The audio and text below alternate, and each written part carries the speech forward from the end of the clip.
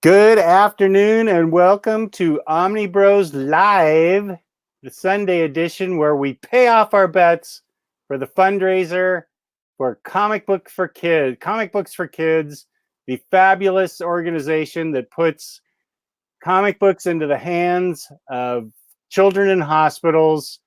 100% of every dollar you donate goes to children in hospitals that need comic books. It's an all-volunteer organization. There's no kind of bureaucracy there. Comic Book for Kids is all volunteer.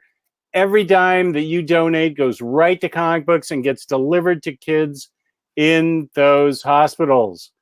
And it is a wonderful organization. And you guys out there made it happen. Having a little trouble with my headphones. There we go. You guys made it happen. Our viewers are wonderful.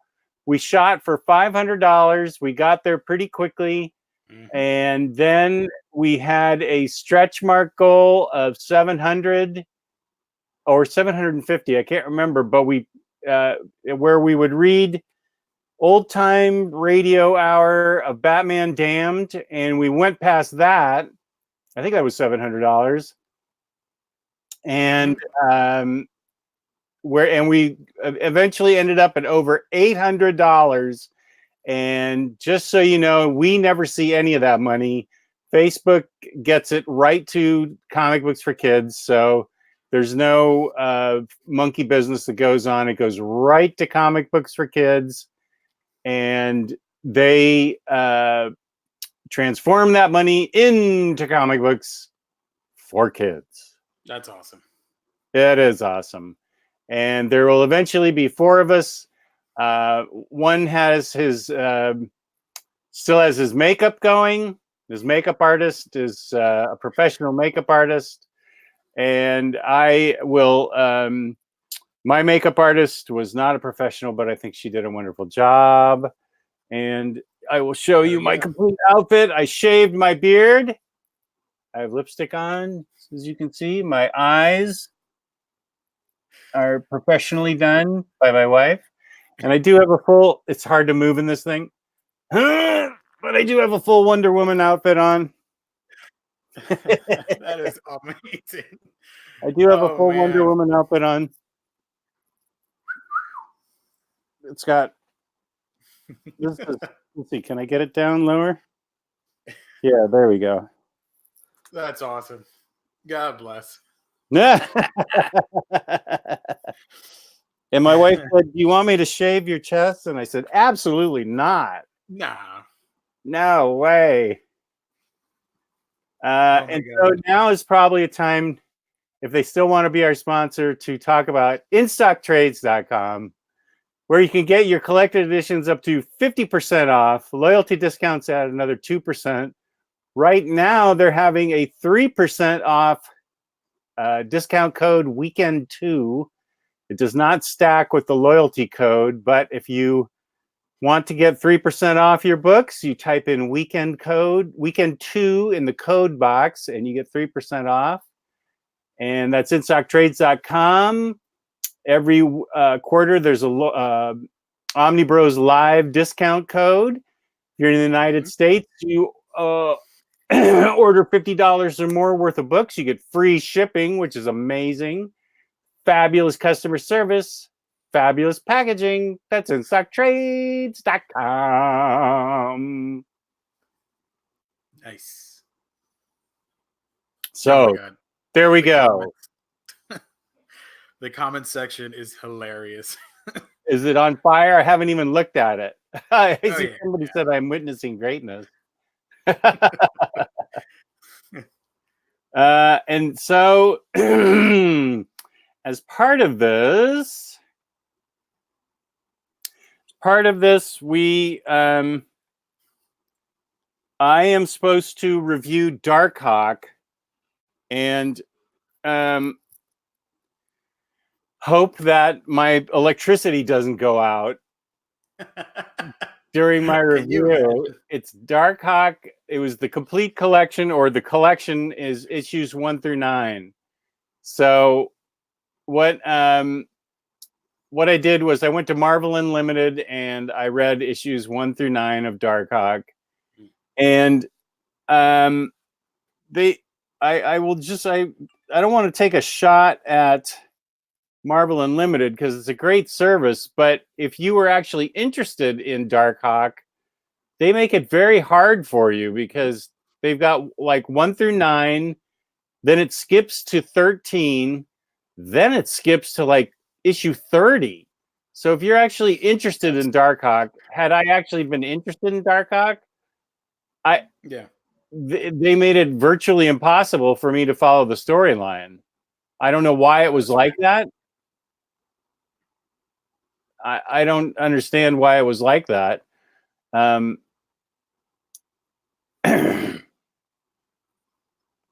So I don't know that I was kind of frustrated with that. Not that I actually wanted to read more Darkhawk, but I felt sorry for people that wanted to read Darkhawk, and then it's all chopped up. I don't know why. I can understand one little skip, but a huge giant skip from 13 to 30. Why can't you just put the whole run on? Mm-hmm. But were you able to get like a concise story with those 13 issues? Well, it was 9 issues. It was what I was required to read, which was what it was on Amazon. Darkhawk, the whatever the book was called, the collection. It was issues 1 through 9, and so I was able to get the gist of how he became who he was. The team ups with Spider-Man, Punisher, Captain America, and Daredevil. I was able to get the gist of how he became himself, the troubles at home, things like that. Yeah, I was able to get the gist of the character. Nice. Yeah. I mean, you didn't like the character in the War of Kings trilogy. How did that change going in? Did you do you appreciate the character a little bit more, or? He was much different than the character in War of Kings. In War of Kings, he was just a guy with anger management issues. He kept fighting with everybody, like he fought with his girlfriend like all the time. Yeah. Also, I'm drinking out of a Wonder Woman glass. Even better. Yeah, my wife insisted on that. And I have to use a straw because I don't want to lose my makeup. You want me to stand and do another turnaround? Okay. You asked for it, chat. There you have it. Okay. I can't do a turnaround because I'm hooked up to the my headphones. But I can show you what my outfit looks like. Pure Amazonian epicness.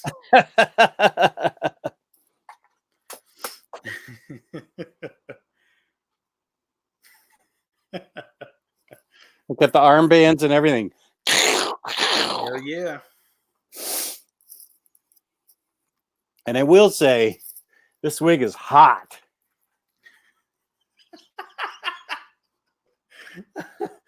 My invisible jet is right behind me. Of course. We can't see it, obviously, but it's there. Yeah. By the way, I noticed you put the... I didn't know you got Hulk and Wolverine.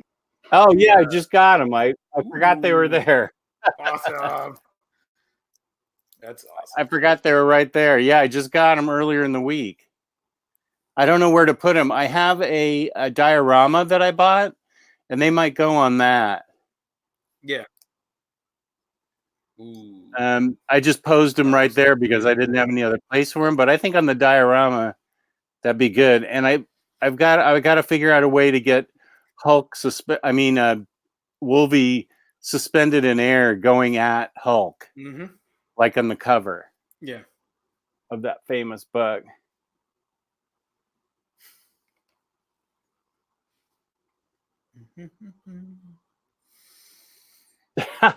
DHB Adams said, too much twirling, regular dress will appear. Yeah, regular dress will appear. I forgot that's how Wonder Woman in the show appeared. She twirled. And here's Extreme Gabe. Welcome, Gabe. What's up, dude? Hey, guys. I don't know if I want to be here anymore. What do you mean, man? Whoops, my padding is... Oh, we lost Gabe.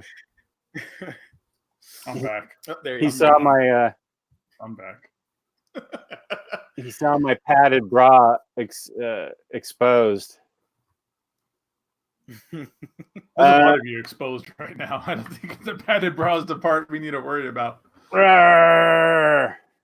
Looking good, man. You're looking good. Thank you. Where's Luis? He's still getting his eyebrows drawn in. I think he got a little bit too into it. So he's... I think Luis is going to look like incredible. Yeah, he's dedicated, man. Good for him. He is a professional makeup artist, like really doing them. For the record, my wife was really against my shaving my beard. Oh, she likes the beard? Yeah, she did like it and wants me to grow it back immediately. Just think really hard.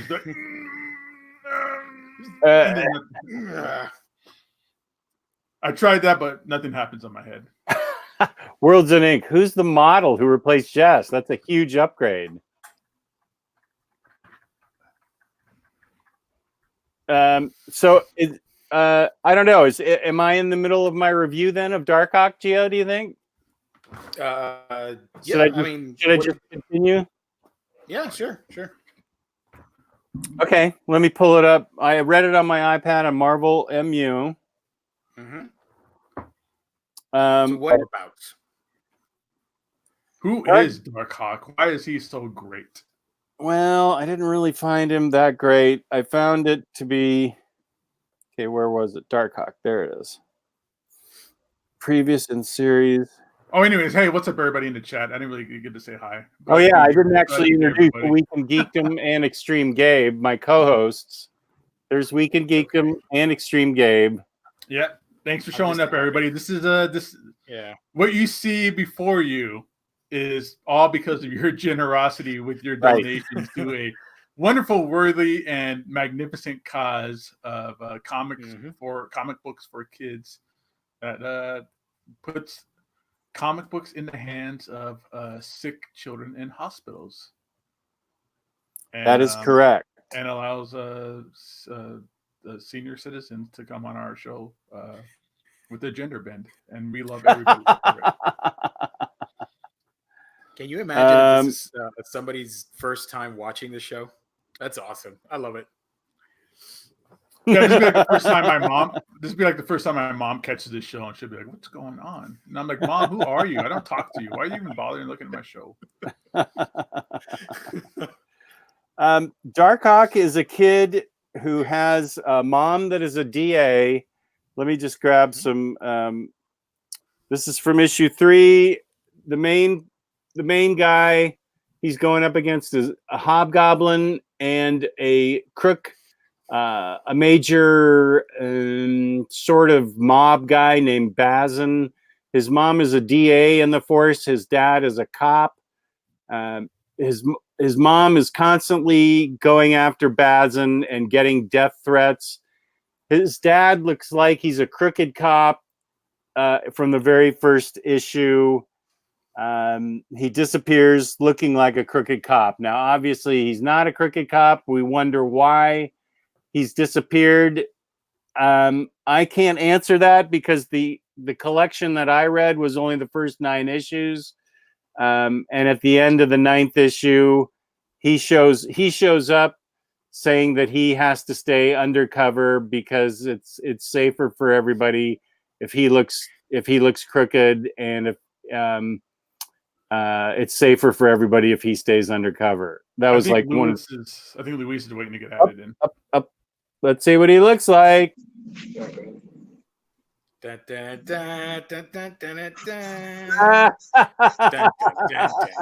Oh my god, that is amazing. Hola, chica. Wow. That's amazing. I can't. They're laughing. Oh man. I gotta go get my lotion. Do you like that makeup? Now look at that. That doesn't even look like Luis anymore to make it so good. No, that does not look like Louis. Oh, I don't know how to flip it, right? that is wow. Oh, look at those eyes. Wow. Wow. I told you I go- Wow, that is I strangely could awesome. not even tell you that would be Louise. Looks like Luis should be like in a drag race right They now. say they can't even tell it's me. Yes, total transformation. That was worth the wait. That was a wonderful introduction. Dude, we were saying earlier that you were really dedicated, and it's Somebody said 10 finally I times can more. It's 10 times more than what we saw earlier. Oh, you look like a You're- 1-900 number. 1-800-Latina. Call now. Louise, you look awesome. Oh, we lost him. Well, you could join Luis later in his Camp Soda live stream, which is for cam girls. Oh man. I'm questioning my sexuality right newborn. now. I don't know what's going on. My newborn. Where'd he son go, is man? That's the crying best now. part. What? We're gonna lose viewers now that he's not on.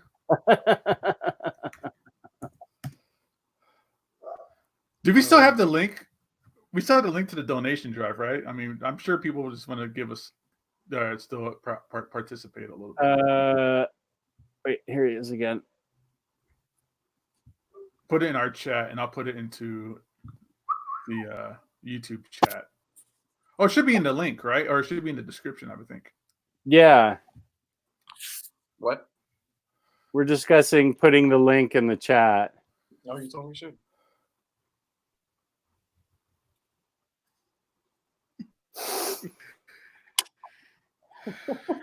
Wow.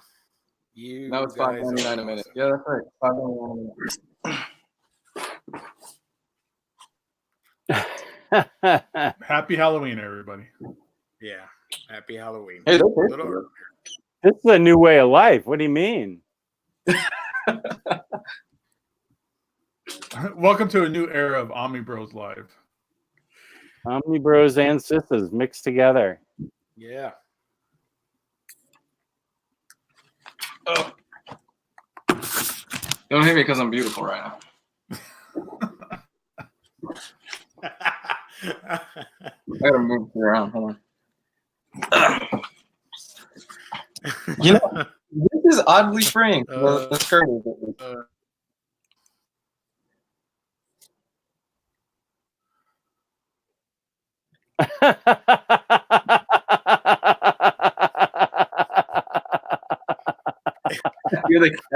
Luis actually kind of makes a really hot Hispanic chick. This is terrifying. Are you confused now, David? I would have totally hit on you if I was single. There would be problems. After a few drinks at the bar, anyway. Watch out, Supergirl. You out of the job. You got the new Supergirl in town. That is the best. I mean, yeah. So Darkhawk. Getting back to Darkhawk. Oh, what the hell happened here? It's hard to get back to Darkhawk after seeing Louise.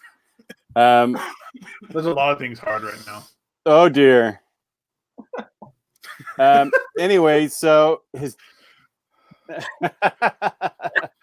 dad disappears, and like he finds this amulet. While his dad in the first issue, his dad says, "I gotta go," and so he and his two little like 8-year-old twins, brothers, trail his dad where it looks like his dad's getting a payoff of some sort, and all of a sudden their position is given up, and the kids are locked in this room, and he finds this magic amulet. All of a sudden, this isn't the part. This is just some action scenes. And so he finds this amulet magically. He grabs it. It turns him into Darkhawk magically. And all of a sudden, well, let me go back to the very first issue, because I don't. I really didn't care for this that much.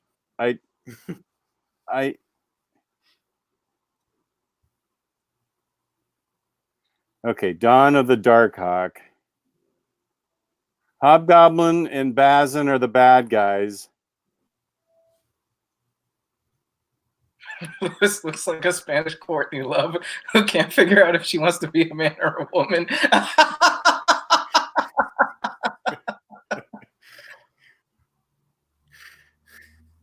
Hey, I have a newfound respect for Dragon. This took like 3 hours to do. Yeah, and I'm sweating like crazy. Yeah, I have a newfound respect. This was not easy. So Darkhawk's dad looks like he's taking a payoff while the kids are watching from a secret spot. And all of a sudden he sees a secret amulet, grabs it, and it turns him into Darkhawk. Shocking that he finds it just in time.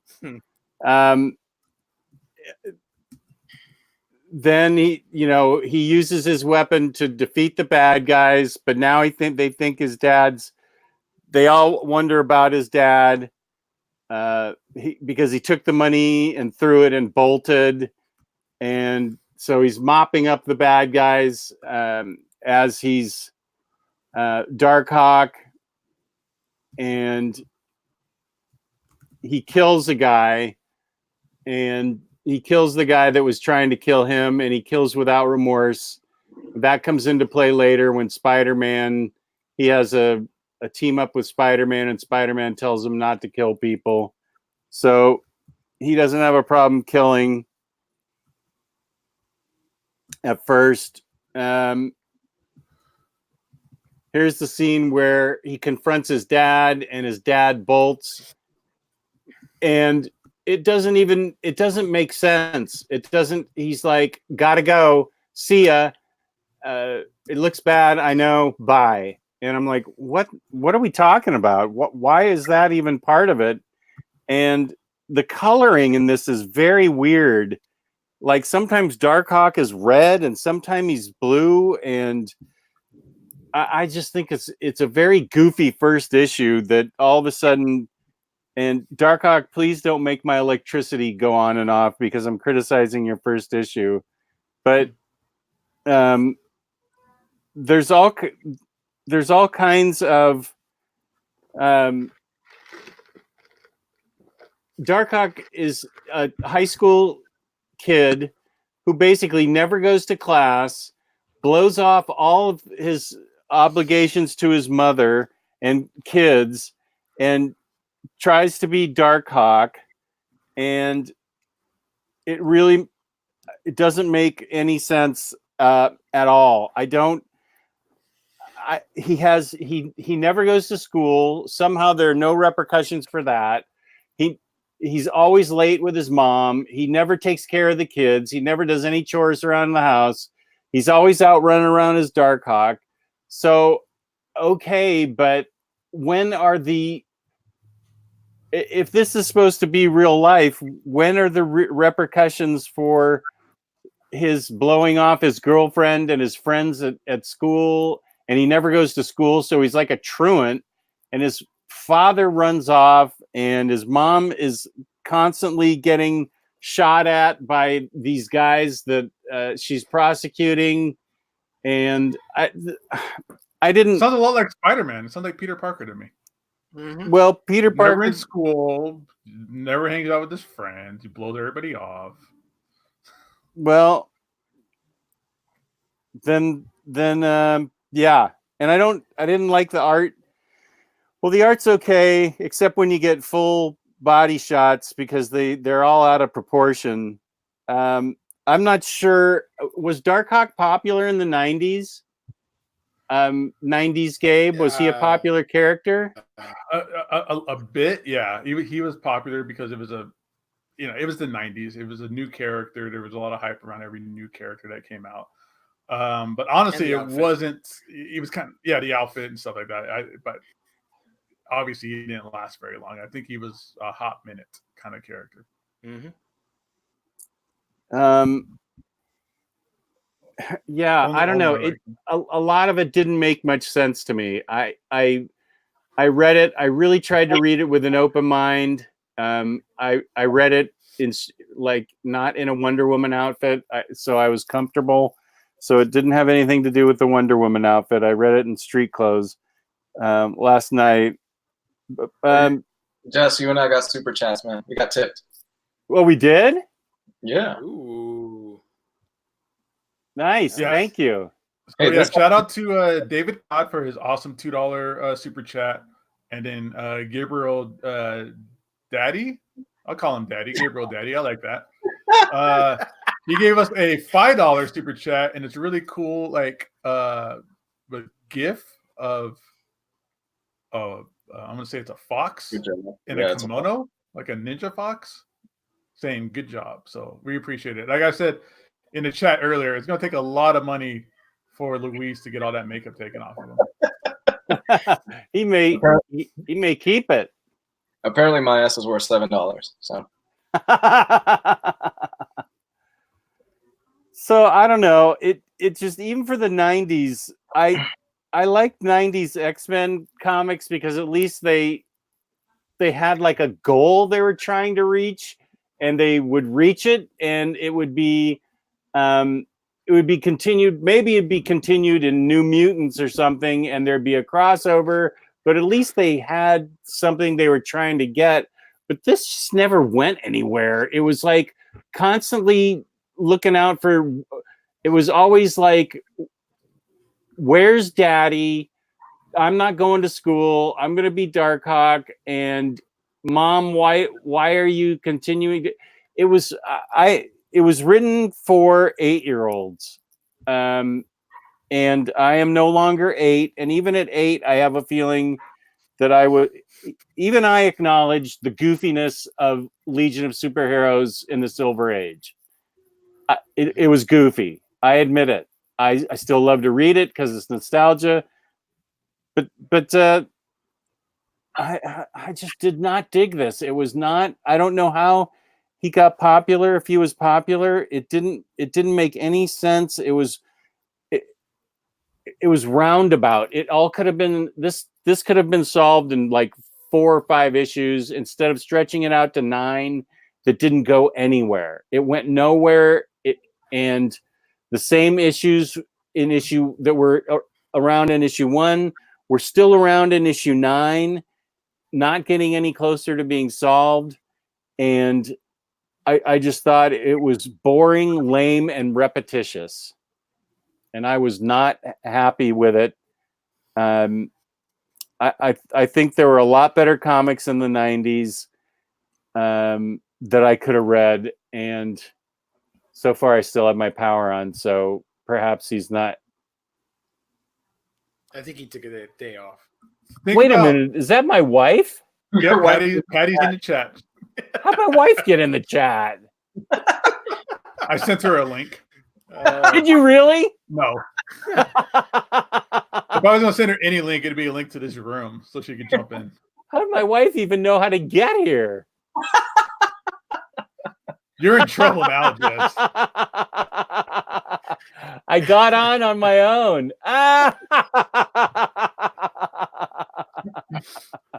gotta highlight that stuff, Jess. Highlight. Okay, wait, I'll put it up. Yeah.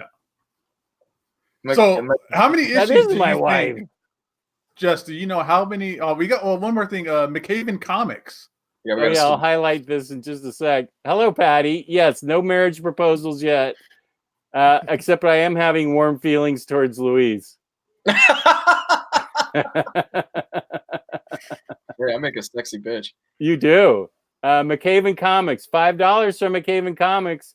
I just started my own YouTube channel about comics and stuff like that. Any tips you guys have for an up and coming channel? Dress and drag. Yeah, it doesn't hurt to dress and drag. Right out of the gate, just gender bend. No, honestly, if you're doing, we do a live show, so it's really, really different for another channel. If you do like your own edited videos that you film and edit and put up, best advice for that is do less better. Don't drag your videos out to be an hour long. Don't drag your videos out if you can get your video and your topic in your point of view and your topic done in 10 minutes, make it 10 minutes. Don't stretch it out to 20, 25 minutes, half an hour. Be respectful of your audience's time. Be aware that they are there to get information, plug information. Just be respectful of everybody's time. Like I said, do less better. We don't have that option here because we're a live show and we just go as long as you guys let us go on. And my advice would be to talk about what you love. Talk about what you know and love. Talk from the heart about what you really love. Truth. What would you say, Gio? About production quality. Don't worry about production quality. Don't worry about a camera, microphone. Just get started. Record whatever you want. Just speak from the heart. And if the content is there, people will watch it regardless of microphone, quality control, all that stuff. That can come later. That can be solved at any point. Just start with your phone and just talk whatever you want to talk about and what you love. And the audience will respond to that. Yep. That's how we all got started. And look at us now. Look at me now. So, Jess, with Darkhawk, how many issues do you think were published? Of that main series, do you know? Do you have any idea? I don't know. I read 50. 50. Oh, okay. That's a lot more than I thought. I had to look it up first. Wow.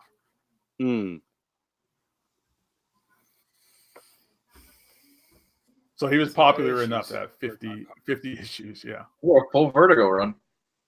Almost, yeah. Yeah, almost a full woman. Yeah. That's 3 absolutes.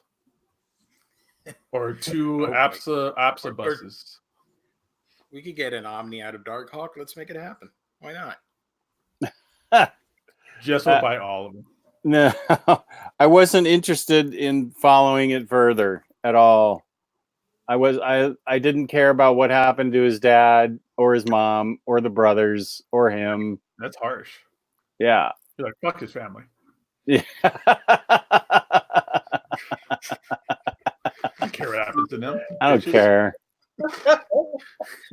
I hope the mobsters win. Hobgoblin can kill them all. Hobgoblin can kill them all. Yeah, good. I hope Hobgoblin wins. That sounds like a new tier of bad. So that's my review. Yeah, so I wasn't pleased with Darkhawk. But I am pleased that everybody donated so much to hear my review. What was Thank you. What was the final number on the I think 807. That's correct. Yeah. 807. Oh, we're at 812 now.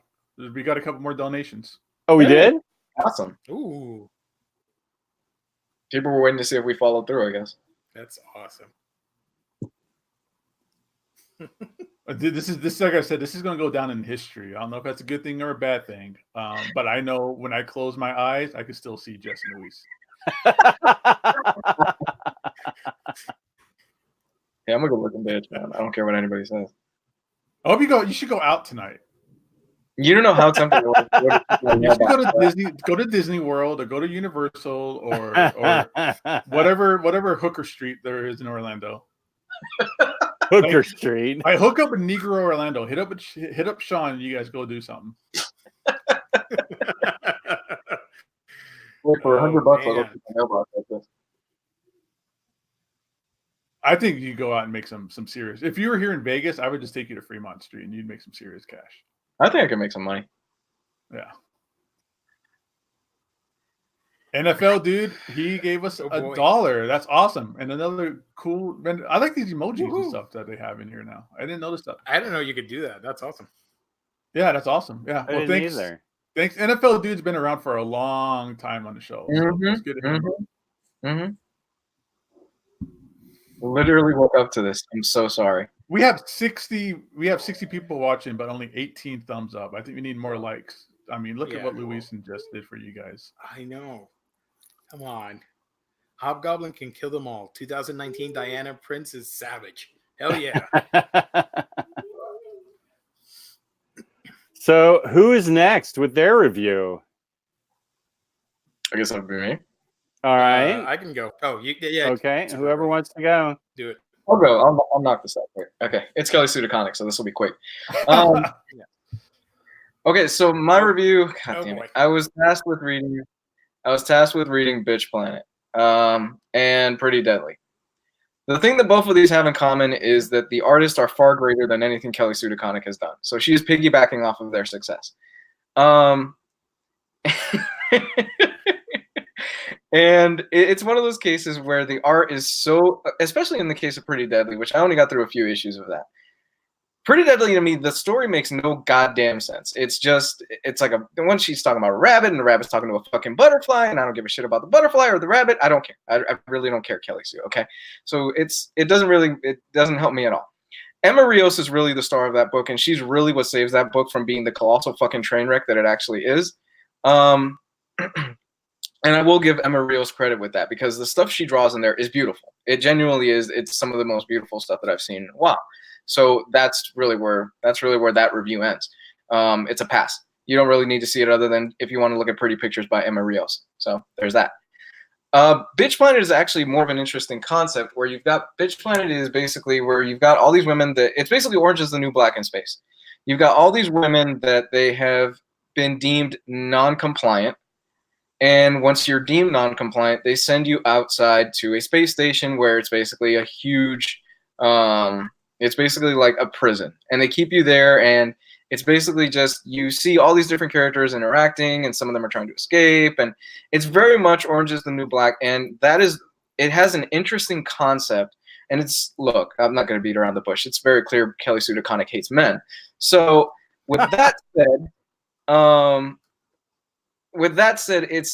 you can do feminist stories, and there's nothing wrong with that. I applaud women for how far they've come and the success and all this other stuff that's going on. And we're still very far away from equality in a lot of areas. But the thing is with Bitch Planet for me is that it's like getting hit with a mallet over your fucking head every 2 pages on how shitty every single guy that you have ever met is, and how terrible men are, and how they are just the bane of existence. That's my takeaway. And Gio just bounced out. Sorry, Gio. And really, that was my big takeaway from Bitch Planet is that, yes, she is in fact married to Matt Fraction, but we know who's the man in that relationship. And the fact is that Bitch Planet is saved once again by art, and I forgot the name of the artist. Hold on, I have it. Hold up here because I knew I was gonna forget it. Valentine Delandro. Valentine Delandro is really good in this, and what I really applaud for this particular series is that he draws not necessarily like the stereotypical like slim built woman. He draws women of all different shapes, all different sizes, all different ages, and he draws them really well, and he draws them accurately, what you would expect. A lot of times in comics, you get these unrealistic expectations of how women should be or how they're built, or things like that, and that is one of the saving graces of this book, where I was like, wow, that's really cool. It's really creative, and you're introduced to a lot of really different characters. My favorite character being I forgot the name of her. She's heavy. She's like super heavy set. She's black. I can't remember the name of her. But she's Winfrey. Huh? Oprah. Oh, it is Oprah. Yeah. So that's kind of where I'm at with that, and I think in the hands of a better writer, and a writer who had a bit more nuance and is able to actually use subtlety and not beat you over the head with a jackhammer for the story, this would be something that I'd be like, wow, I really want to keep reading this.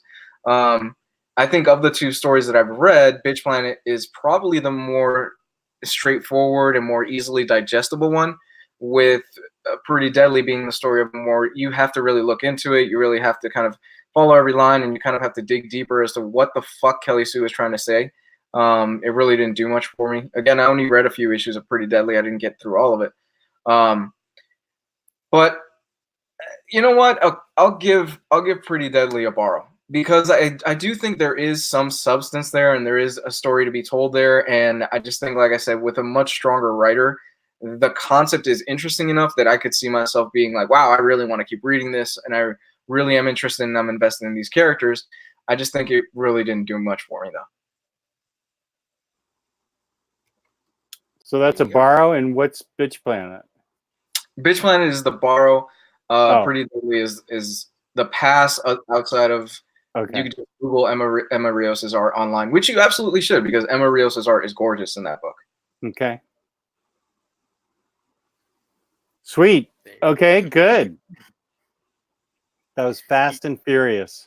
You should have been reading Aquaman instead. Just saying. Is it written by Kelly Sue? Yes. I'll pass.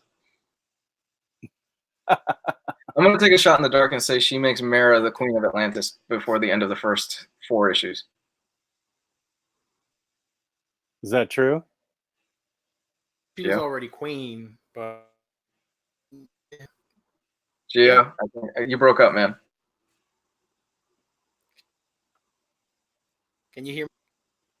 Hello. Okay. All right. Okay. We can hear you now. All right. Yeah. Mera was already queen before the run started. Yeah, but she's in charge of Atlantis, not like oversees it all right. Mm-hmm. Or maybe she makes Aquaman fat like Thor, like a fat Aquaman.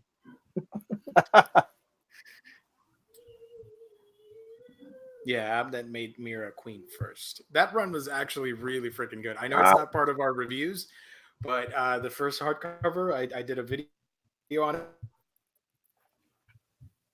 I loved it. Start to end, I absolutely loved them. It was awesome. But you're enjoying her current Aquaman run, right, Luke? All right, Gio? I've only read the hardcover, which has 5 issues, I think. But I do want to read it. I do want to catch up because it's pretty good. I like it.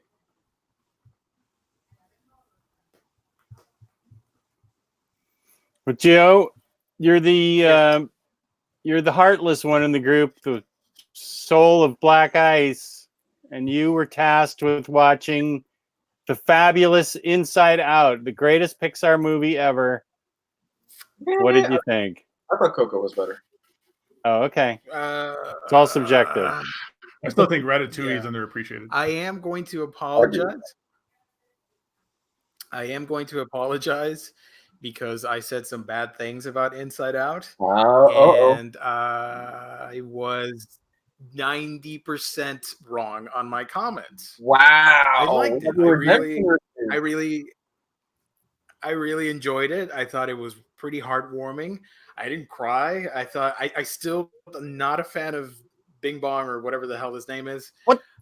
But the movie itself is actually really good. I really enjoyed the performances, and I thought the emotions were really cute and awesome, and just a fun, heartwarming examination of emotions that kids can understand and appreciate and love. And it was really good. And I really want to see the 4K version now, because I watched the Blu-ray and it looked amazing. So it's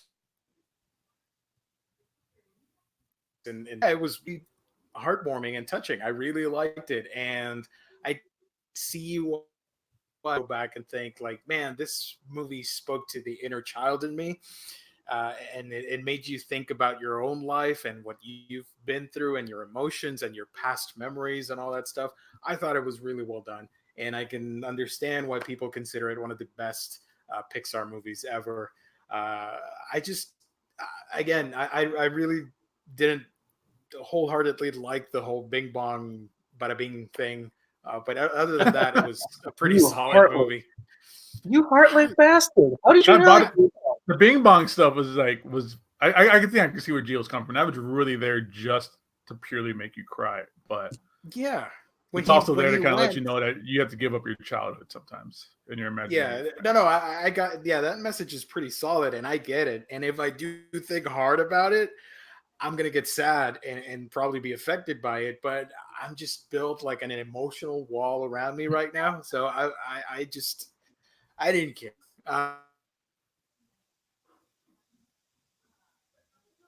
Fun, looks amazing.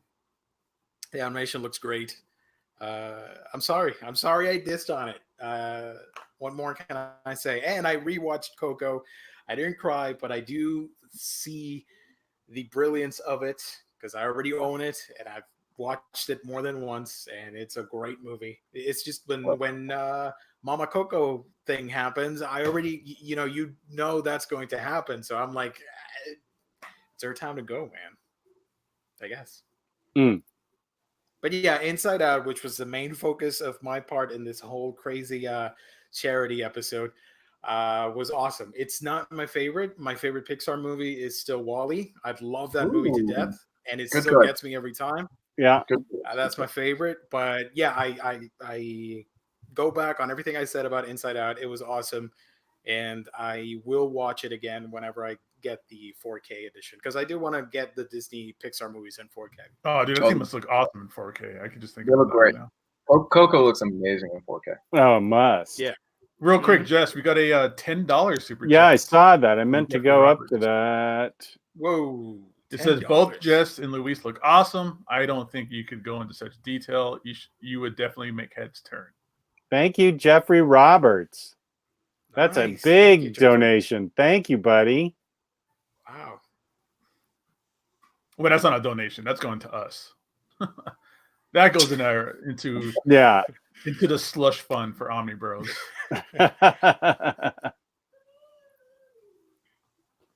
Where Luis is going to have to get all that makeup laser removed from his body. There's a lot going on here that you don't even realize. You guys got to do a photo session after the stream. Just saying. Take some badass pictures, post them on Instagram. Yeah, we need to keep this stuff. We need to preserve these photos of you guys and all your awesomeness. I'm sure there will be screenshots. There will be screenshots. Yeah. There will be people that will take screenshots and use them as avatars later on. I'm just gonna say no.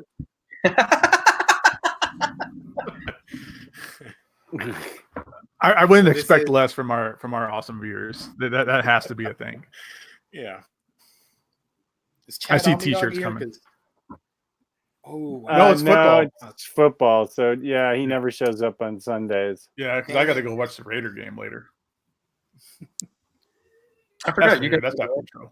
I forgot you guys got the Raiders there now. Not yet. One more year. The stadium is almost done being built. We probably got. I think it's next year that they're scheduled to be here full time. And by full time, I think that means like 5 games. They only do like 5 games in that $30 billion stadium they built. The 2 non-cosplayers ended up liking their punishments. Yeah, we lucked out, man. That I was thinking about that earlier. I was like, man, Luis has to dress up in drag, Jess has to dress up in drag and read books that I know they're going to hate. I got introduced to something that I was completely unexpected that I've liked. I thought I'd come out of like hating life, but that wasn't the case. Well, see, here's the Batman Damn set the bar so fucking low this year that Kelly Sue was able to ride through it with a wheelchair, and she would still be great. Wow. I still haven't read Batman Damned. I still haven't gotten into that thing yet. That is how low the bar is for Batman Damned. It's terrible. Any other year, I probably would have given both of those a pass.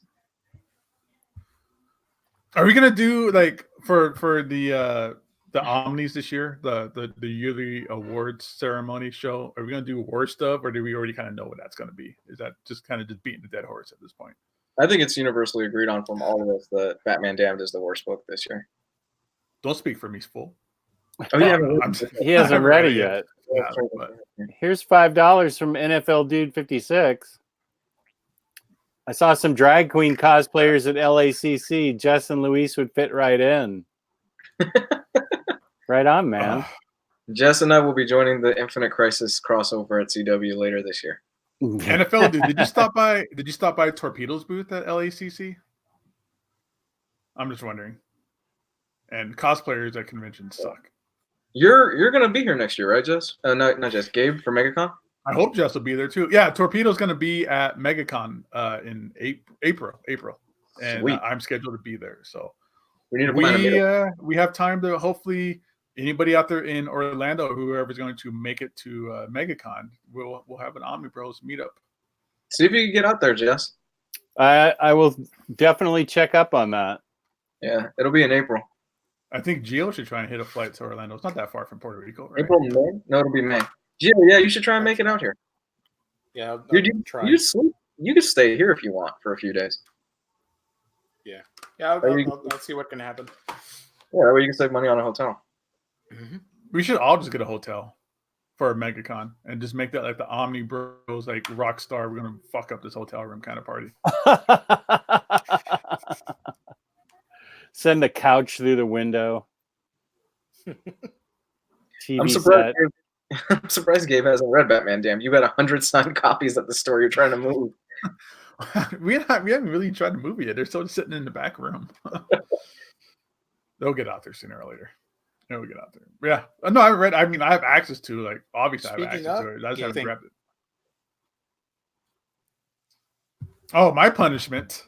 All right, so everybody, my punishment for this fundraiser that was brought to you guys in our $812 that we were able to generate for this awesome charity was to read. Wait, that's backwards because it's manga. Was to read Berserk.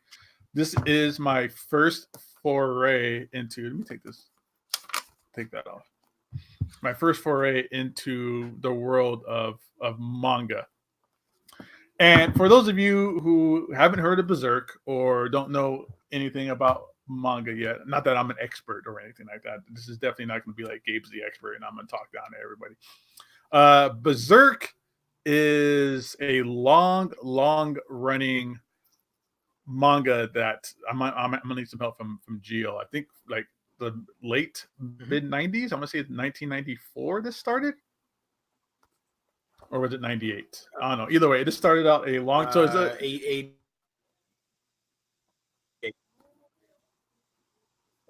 Okay, so yeah, this is a super long running manga issue, not issue. I'm sorry, volume 40 just dropped a couple of weeks ago.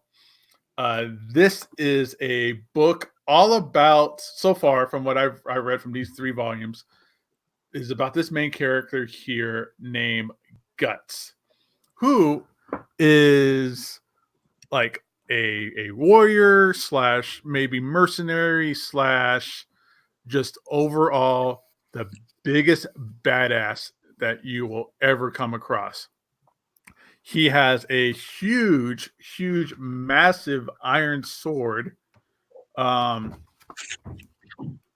you could see right here. It's not even like made out to be like a sword. It is described as being just a massive hunk of metal attached to a hilt, who, as you can see, he uses this sword to just decimate everything around him.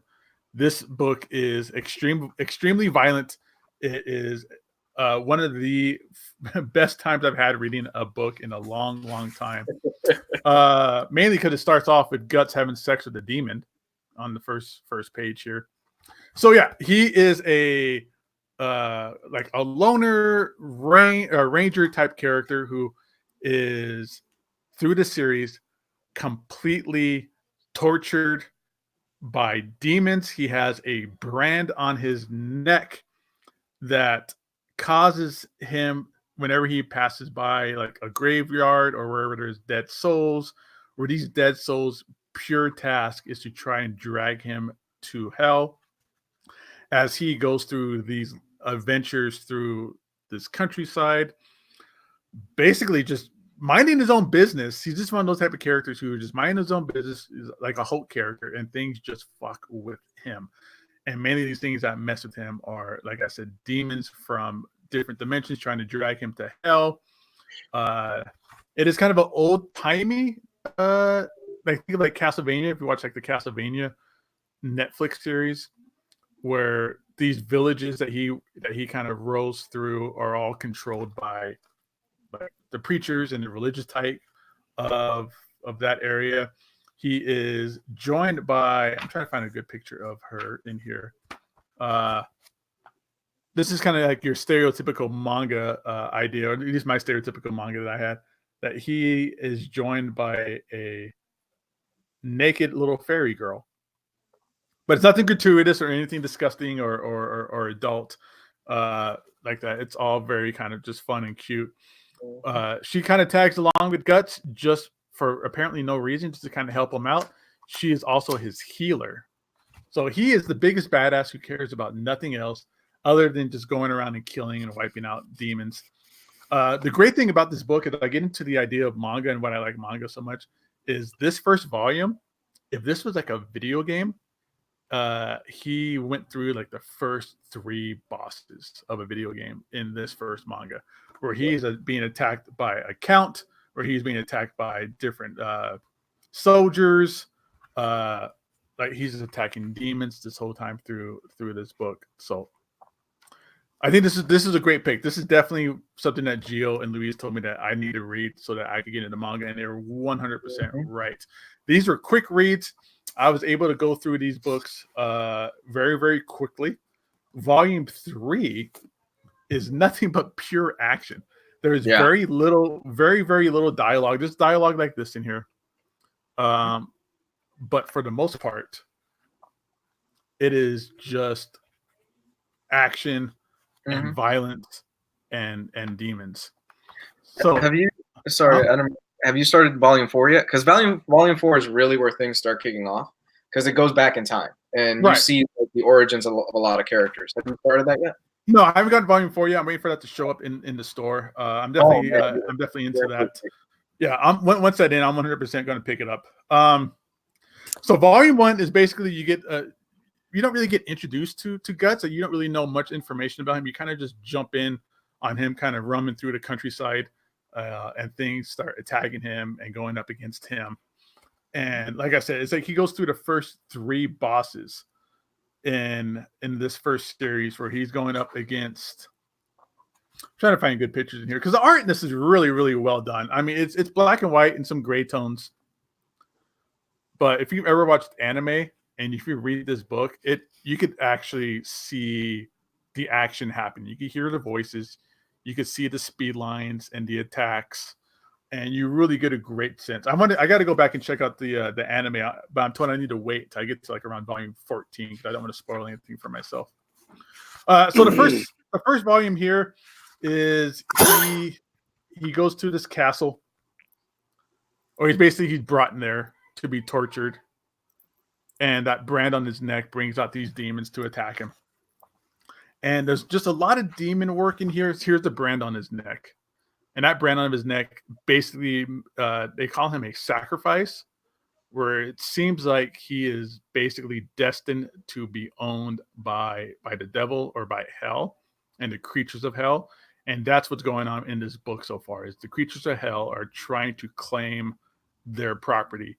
And Guts is the biggest badass, where his will to just fight and survive and kill is above anything else. He is the Punisher times 1,000.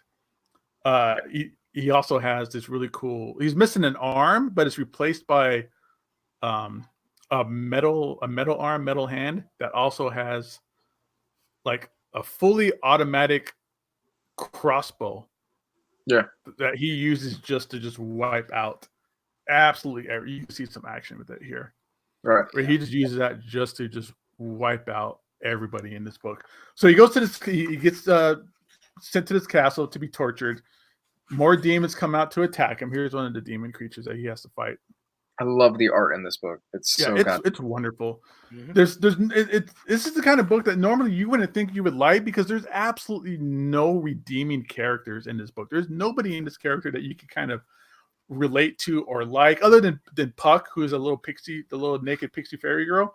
But besides that, there's really nobody in this book so far that you're supposed to like, that you're supposed to kind of endear or to feel bad for. You want to feel bad for Guts. Give it time. But he's just a massacre of a machine. He's just a machine of just pure murder and mayhem.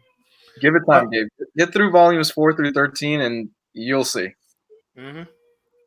And the whole time, I mean, you kind of feel bad for him because he's just tortured by these visions of demons coming after him. So, like I said, the first volume here is basically him going up against 3 big major bosses. The second volume is really where it starts to really take off. This is when I really started getting really into the book, where it's him up against, he has to go up against this character called the Count, who is basically a dictator of this village and rules this village by pure fear, because the Count here, I'm trying to get a better picture, but this backwards StreamYard stuff is messing me up, the backwards manga. Where the Count here rules this city or this village by pure fear because he feels that everybody around him is a heretic, and at any moment he will order the execution of you and anybody associated with you because he thinks you're a heretic. He thinks you're a demon. He thinks that you yourself are responsible for, it gets into it, but responsible for the death of his wife, where he himself is actually possessed by a demon that you kind of see, form out of his body in this book. So yeah, so this second book is all about his, and then he has to fight the Count, like his biggest, baddest knight, who is just this crazy badass of a character too. And this book just escalates over and over and over again, where you think Guts is not going to make it out of the situation, where the creatures and the situations are getting more and more dangerous. And as it goes through, he of course gets through the whole idea of the Count. You find out that the Count has this young daughter who he keeps hidden in a tower of the castle because of all the heretics and things like that going on in there. And again, like Louis said, the art in this is fantastic. Just lots of great line work here, lots of great gray tones, just demon possession after demon possession. And towards the end of this book, is it at the end of this book? I think it is, where the Count himself becomes a demon. He shows up to attack and kill Guts, and there's these great action scenes. Here's a question for you, Gabe. What's that? Thanks for watching the chat, Jess. Gabe, real question, from Taylor Mitchell. As a convert, how disoriented were you with the panel layouts being flipped? So that was an issue for, I would say, maybe about halfway through the first volume. As a first-time reader of manga, it did take me a little bit of time to get used to the left to right reading, because you have to follow the panels left to right. I'm sorry, right to left. You have to follow the panels right to left. And what was really disoriented about it is you go right to left of the panels, and then in the word bubbles, it's normal American reading where you go left to right. So you're going frontwards and backwards at the same time. That took a little bit of time. The panel layouts, the one thing about manga that I'm really enjoying that is something completely different with superhero comics today is you get maybe at the most on a page like 6 to 7 panels, where with American comics and superhero comics in general, you'll get like 15, 20 panels, and they're all kind of mixed together and they don't make sense. The layout on these pages really help with the new style of reading that you have to kind of train your brain to kind of get used to. So that helps out a lot. But yeah, it's a little disorientating for a little bit, but it's not. Now when I read a manga now, I instantly jump into it without even trying. It's second nature at this point. So at the end of volume 2, I think it's the end of volume 2. I might be incorrect. I'm trying to get to the end of it here. Where we are introduced to the God Hand. I'm sorry, it's actually volume 3. You're introduced to the God Hand. If anybody out there is a fan of Hellraiser, it is basically the symbiotes of this world, who are basically like, you see these really great, this is another great, really cool panel layout with all the different perspective. And this is kind of a introduction and vision of one gateway of hell. Here they are. These guys are awesome. The god hands here are just really super cool creatures. Like I said, they're like the Cenobites. Wait, who do they serve? I don't know who they serve yet, if anybody, but they basically seem to be, how do I put it? Like the messengers of hell, or the bringers of the hell dimension into the normal world. We can't say anything without ruining anything. Right. Oh, okay. Because they meant you see a panel or two in here later that shows that Guts might have a relationship or a past with one of these characters before. Mm-hmm. But you get like the female. This female bat chick is awesome looking. She's really cool. This guy looks like he's a Silverhawk from the old 80s cartoon. But just really creepy guys. And this third volume, like I said, is all just pure action against the Count being dragged to hell himself, because he has sacrificed. I'm not getting into the story, but there was a sacrifice that he made that cost him his soul to be sacrificed into hell. So there's lots of great stuff with that involved. And as Luce was saying, when you get to volume 4, it's actually the end of volume 3 is where you start getting into who Guts is and the story of Guts, who here at this tree of death, you actually see the birth of Guts, who was born from a woman who killed herself hung herself on the tree. Well, that comes back with his willingness to live, his never-ending ability to fight and survive has started at birth. And you see him grow up, and throughout his entire life is just trained to be a massive warrior who, again, his entire life is to just fight and survive at any means necessary. And it just continues on and on with his entire story. And that's the end of volume 3. And volume 4, I'm suspecting it's going to be more about Guts, and I can't wait. So, Gabe, I'm going to give you some advice, man. Honestly, like, take this from me, and Gio will probably echo the same thing. Just go ahead and pick up volumes 4 through 13. Okay. Oh yeah, in one fell swoop, you're gonna want to continue. No, yeah. I'm in. I mean, there's a lot to read. I mean, because I do want to read. I'm interested in reading all 40 volumes of this book. I'm also kind of getting into tomorrow's topic, but I absolutely fell in love with One Piece, and I'm really enjoying One Piece too. And that's a lot to read also. Yeah. Well, volumes 4 through 13 is considered the Golden Age arc, and it's widely considered by many manga readers as the greatest arc in a manga ever. Yeah. So, I mean, like I said, reading this, it felt like I was watching the anime. Like, it's so clear and well laid out. I can hear the voices. I can see the actions in motion. I can see the transitions. It feels like these are just storyboards for the entire anime series. So I'm going to go back and watch the anime. I heard there's an anime from the early 90s, 97, I think is the anime. I was told to go back and watch, not to watch the newer like CGI, like animated one or whatever. Stay away from that. Yeah. So yeah, good. Then you guys have just co-signed that advice I was given earlier. Shout out to Chris Davis. That's my boy. Me and him are buddies. $10 super chat from him with the Nightmare Fuel coming in from you guys. Nice. I am loving manga. I was saying that earlier on last Monday's show. I'm enjoying manga 1,000 times more than I am enjoying current comic books. Wow, what a statement! It is. There's that Forbes article that came out talking about how superhero comics in a collected edition form, sold through bookstores, sold through comic book stores, sold online, are on a steady decline, where manga is on a huge uptake. And I can see why. There's a lot of things that I think American comics can learn from manga. And some of those things I would have to say is, one, price. These things are a little bit more expensive than most manga. This is $15. Wow, big deal. $15. And it is, I would say, about 300 pages a piece for $15. You can find these cheap on IST. IST usually have these around like 15 to 20% off, I want to say, maybe more. So you can find these dirt cheap. They are, for the most part, from what I understand, from what I've seen, manga are, for the most part, readily available. They do go in and out of print like anything else, but they seem to cycle through almost evergreen. So that's something that comic books can learn, is accessibility.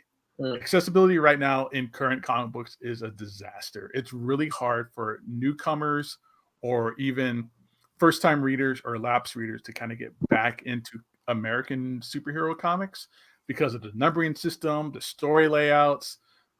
There's absolutely zero familiarity with comic books compared to the mass media of things like the movies. You can't watch an MCU movie. You can't watch Avengers Endgame and be able to go into comic books and have any kind of familiarity with the characters. All the characters are basically different in the comics compared to the movies. The storylines are completely different. You can't watch Infinity War and Endgame, then walk into my comic book store and say, hey, I want to see what happens next. You're going to ask me that, and I get asked that on a regular basis, and I can't help you with that. There is really no way to know what's going to happen next. Manga, on the other side, on the other end of things, you could watch an anime like Attack on Titan, get through season 3, come into my store, say, hey, I just watched season 3 of Attack on Titan. Where do I go from there? And I go, okay, well, you are now, I think it's volume 23 of the manga, picks up right after that series. So you will 100% be able to continue that series. It'll be the same characters, the same story. Everything matches up. And then you can go back and watch the anime when season 4 comes out, and you will understand what is going on. You can't do that with American comics. You can't do that with superhero comics whatsoever right now. The accessibility of manga is what's going to lead the next generation of people into comic books and into reading. Holy smoke! Listen to Captain Manga talking there. Yeah, that's unbelievable. No, he's totally. I work in a middle school, and everything the kids are reading there is manga. Everything they're drawing there is manga. Kids aren't drawing Batman, Superman, or the Flash or anything. They are drawing All Might. They're drawing Naruto. They're drawing even Goku still. Like, that is what's really hot right now. And I think Gabe 100% nailed it on the head. And I was talking about this like a week ago on a live stream. It's the accessibility factor that there is just no accessibility today in American comics for people to jump into. Yeah, New 52, they tried it, and for the most part they had mixed results, but I really think both companies would benefit from just turbo nuking the entire line, starting scratch with their universe, and having, all right, we're just going to have 1 to 2 Batman titles. That's it. Let's keep it super simple. We're just going to have 1 Flash title. We're going to have 1 Wonder Woman, et cetera, et cetera. And I think that would benefit a lot. Yes, you'd have the old fogies who they're going to bitch and moan because that's all they do these days with comics. Sorry, Jess.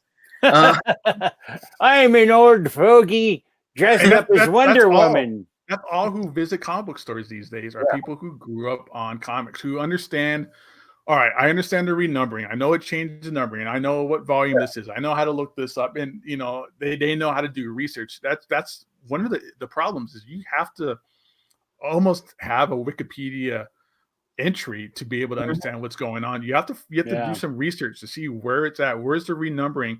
With Berserk, it's 40 volumes of Berserk. And that's all you need for Berserk. I don't need to go, I read the first 3 volumes of Berserk. Now I got to go get random ass crossover event that has One Piece and that has 20th Century Boys mixed in that really doesn't matter and has no bearing to the story whatsoever. With these, it's all one vision. It's all one artist, all one writer or a team, whatever the case might be. And it's just one story. It's one single universe. And I think that's something that the shared universe was a great idea back in the Silver Age or the Golden Age of comics, but I think that has gone so far and so deep into the rabbit hole that it's a huge, huge detriment right now. It's really hard to be able to read a Absolute Carnage right now and then go, oh, well, now it's split off into Venom. Now I got to find this issue of Venom I have to read to understand what's going on, or Miles Morales, or Immortal Hulk, Absolute Carnage one shots, all that stuff.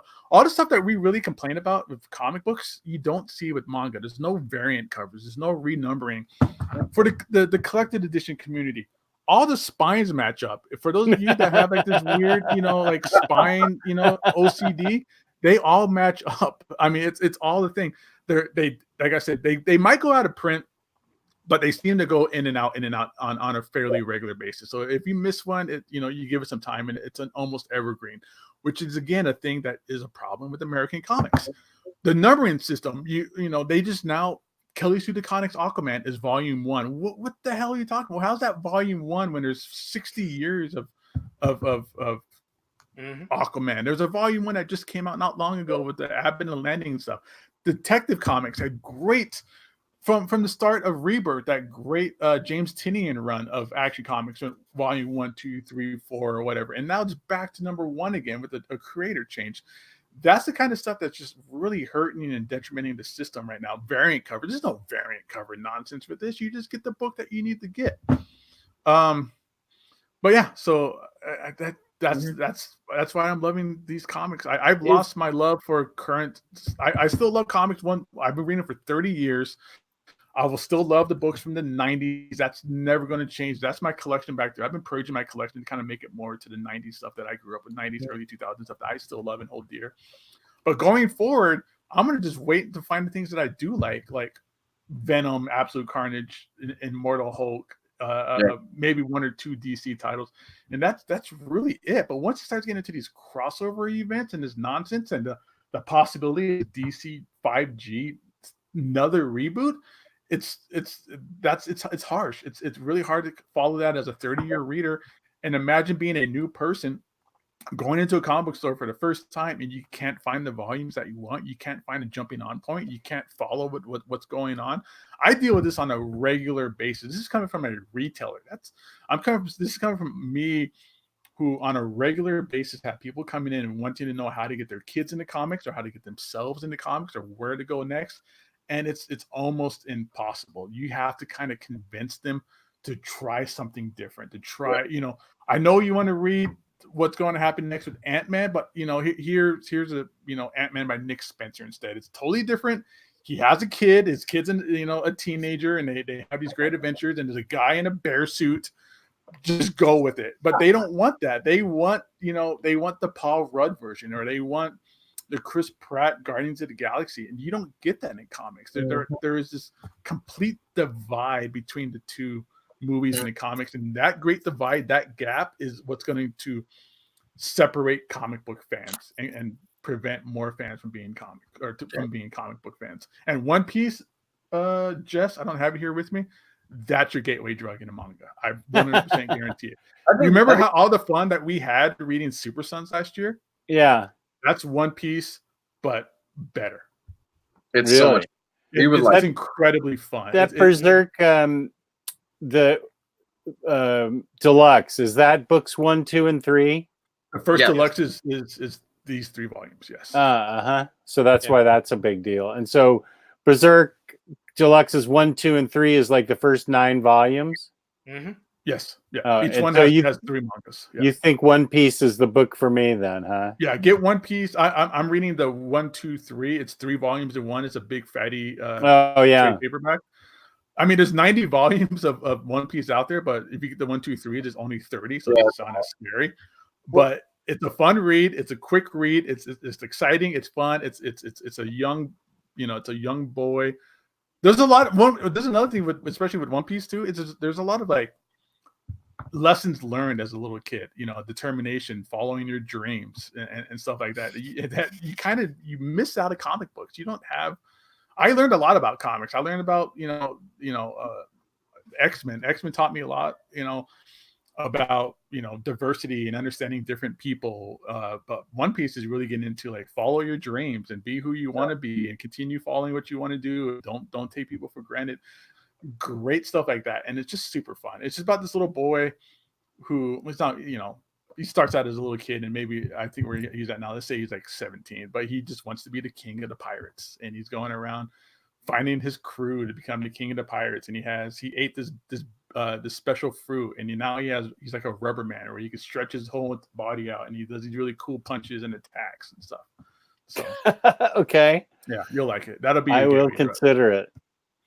And if you want some of these mangas and some of these books we've been talking about, you can get them at InStockTrades.com, where you can get your collected editions up to 50% off. Loyalty discounts add another 2% to that. Every quarter, there's an OmniBros Live discount code. If you're in the United States and you order $50 or more worth of product, you get free shipping, which is incredible, which segues into the incredible customer service. fabulous customer service, fabulous packaging. That's InStockTrades.com. Thank you. Nicely done. Oh, thank you, thank you, thank you. Great job, great job. Okay, so we've all had our say on our fabulous fundraising epic. We raised lots of dollars for comic books for kids. Mm-hmm. And we raised over $800 for them this year. I am astounded at that figure. I was thinking, I don't know what I was thinking. I didn't even think we'd raise $500, and we raised that in like 2 days. It's We crazy. made a stretch goal, and we made that right up. So that's really remarkable. I'm really happy and proud of us, and really happy with all the viewers and donators. Lots of people donated lots of money. Anything donated was great, from small to big. Anything was appreciated. We really appreciated everything that people donated. And I got to get those coloring books to you, Gabe, so you can get them signed by Stan Sakai. Yep, Stan Sakai will be in the store, and special announcement: we're adding Kevin Eastman to that signing.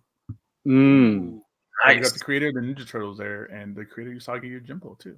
that is nice. So tune in tomorrow night when we will have hauls, previews, and reads. And anything else? Do we have? Where can they find you, Gio? Geek and Weekdom? You can find me talking about anime, comics, and manga over at A Week in Geekdom on YouTube. Thank you. Gabe, where can they find you? You can find me on Instagram, Gabe Loves 90s Comics. I might just change that to Gabe Loves Manga. No, I'm kidding. Wow, I bet you will.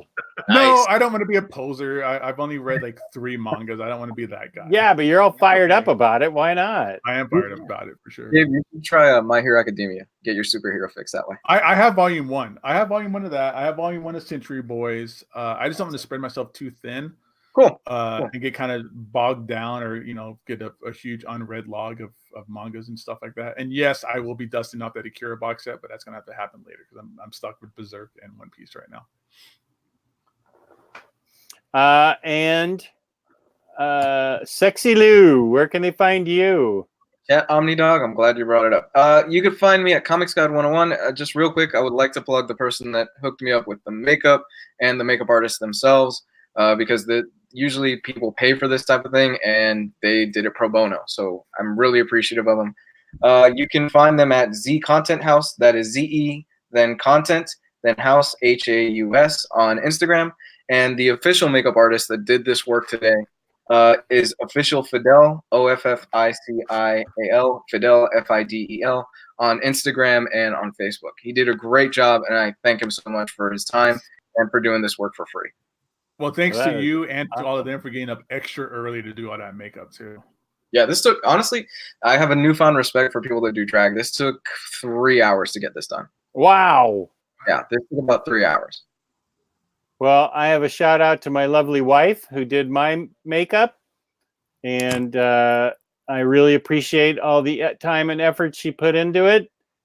She made me lovely, and she hated the fact that I shaved my beard, so I'll be growing it back right away, sweetie. You should grow your beard, but then shave your chest. I'm dating right now said the same thing too. She's like, I can't believe you shaved. I'm like, I had to. Yeah, we had to. So you can find me, OmniDog, and OmniDog's Vault on YouTube, and on Instagram, OmniDogs_Vault. Before we go, yes, Chat OmniDog arrived. That's awesome. That is awesome. And you must be waiting for the Raider game. Yeah, and there's a comment from Mindfunk. Jess and Louise should pose before signing off. I think that's a pretty cool idea. Oh, I gave you guys a full show already. Well, we gotta get it for the viewers who tuned in later. Yeah. Like a sign off. Okay.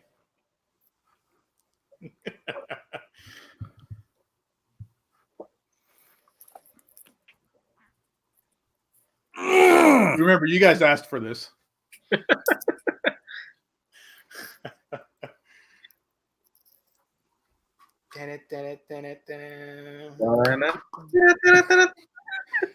Just gotta do the spin. You gotta do this.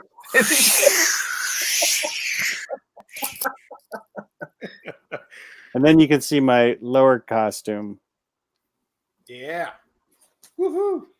Oh, we're seeing the OmniDog bulge. Take it easy. Sorry, I got excited. That's awesome. All right. One last time, where can they donate if they still wish to donate? Let's see. Let me make sure. I added the link in the description. Yeah, links in the description. Oh, links in the description. Chat. Thank you. It's in the chat as well. So everybody who's still watching, we still got 55 viewers on here, which is amazing. Awesome.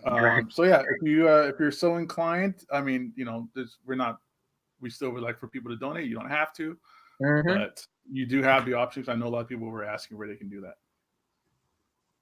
The links you all go to for this charity is astounding. That's right, chat OmniDog. That's right. We love it. And Alex Ross, OmniDog Wonder Woman. I would pay to have that. Alex Ross. Okay, so tomorrow night we're on, and peace and love. Peace and love. Thank you to all the viewers. Thank you to all the donators. Thank you to the chat who were great tonight. They were active today. They were just firing on all cylinders in the chat today. Thank you to my co-hosts. Thank you to my wife and to the makeup artist who helped out Louise. And we've got Captain Manga down there in the extreme Gabe corner. He's now dedicating his life to manga. I never saw it. I mean, he used to go, ooh, manga, gross. And now he's Captain Manga. It's unbelievable. Right. I'm here. Extreme Manga Gabe. Extreme Manga Gabe. Peace and love and manga. Aye, mateys. Bye-bye.